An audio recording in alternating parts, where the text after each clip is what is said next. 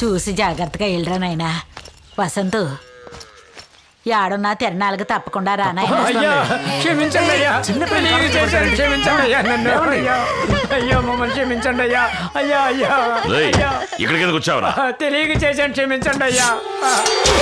అయ్యా మన్నించండి అయ్యా. అయ్యా క్షమించండి అయ్యా, మమ్మల్ని అయ్యా తెలియక చేశానయ్యా. అయ్యా క్షమించండి అయ్యా.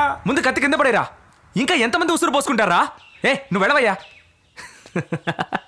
నువ్వు ఈ ఊరికి రాగానే చాలా మంది నేననుకుని నీ కాళ్ళ మీద పడుతున్నారు అనుకుంటా. నవ్వయ్యా, బాగా నవ్వు. నువ్వు నవ్వడం వల్లేగా వాడిలా తయారయ్యాడు. నువ్వేం కన్న తండ్రివయ్యా, ఎలా అయ్యాడో చూడు. 5 ఏళ్ల వయసప్పుడే చేతికి కత్తిచ్చి వాడిని నీలాగే మార్చావు కదయ్యా. వీడిని చూస్తుంటే నాకే జాలేస్తోందయ్యా. నేను వీళ్ళకే ఉండడం వల్ల మీరు చేస్తున్న తప్పులన్నిటికీ శిక్ష నేను అనుభవించాల్సి వస్తుంది. అయ్యో, అందుకే నా వేరే ఊరెళ్ళి పని చేసుకుంటున్నాను. నిన్నెవడరా బొమ్మన్నారు? మన కుటుంబంలో పుట్టి ఏదో బ్యాంకు పని ఎందుకురా నీకు? నా ఆయనకి సేదోడు వాదోడుగా ఉండి ఆయన గౌరవాన్ని పెంచకుండా ఏదో పెద్ద బ్యాంకు ఉద్యోగం చేస్తున్నాడంట. పోర్రా. మంత్రసాని పరిగెత్తుకొచ్చి నాకు కమల పిల్లలు పుట్టారని చెప్పగానే మా అయ్యే నాకు కొడుకులుగా పుట్టాడని సంతోషించా. ఈయన్ని ఇంతవరకు అట్టాగే పెంచా. కానీ నీకు మాత్రం ఏంటా నా లక్షణాలు అస్సలు రాలేదు. నువ్వు ఎప్పుడు మారుతావురా? ఈయన మాట విని కత్తి పట్టుకొని తిరుగుతున్నావు. ఆ కత్తి నీకు ఏదో ఒక రోజు ప్రాణాంతకం అవుతుందిరా. వీళ్ళ వల్ల మనకు అసలు మనశ్శాంతి ఉండదు. నేను వారానికి 2 రోజులు రావాలంట. 2 రోజులు అయ్యా తిన్నాళ్ళకి మర్చిపోకుండా రా అయ్యా. అవునవును, మర్చిపోకుండా వచ్చారా రే. రాకెక్కడికి పోతాడు రా, నువ్వురా.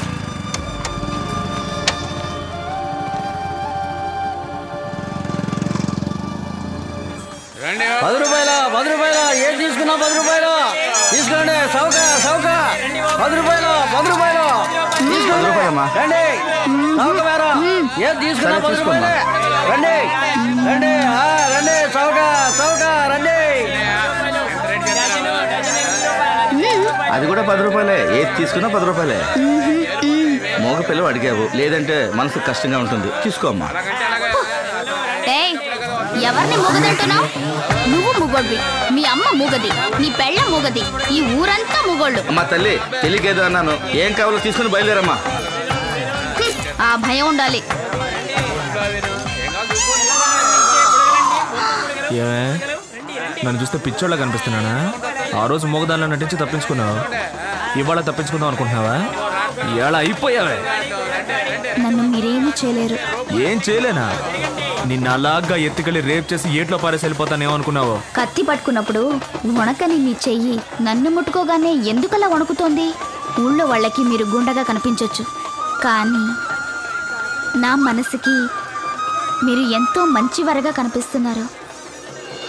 నువ్వెంత చెప్పినా వినకుండా ఎంతో మొరటుగా ప్రవర్తించి ఎన్నో తప్పులు చేశాను.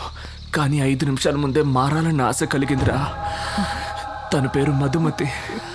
మనం కోరుకున్న అమ్మాయితో బతకాలంటే ఎంతో అదృష్టం చేసుకొని ఉండాలి.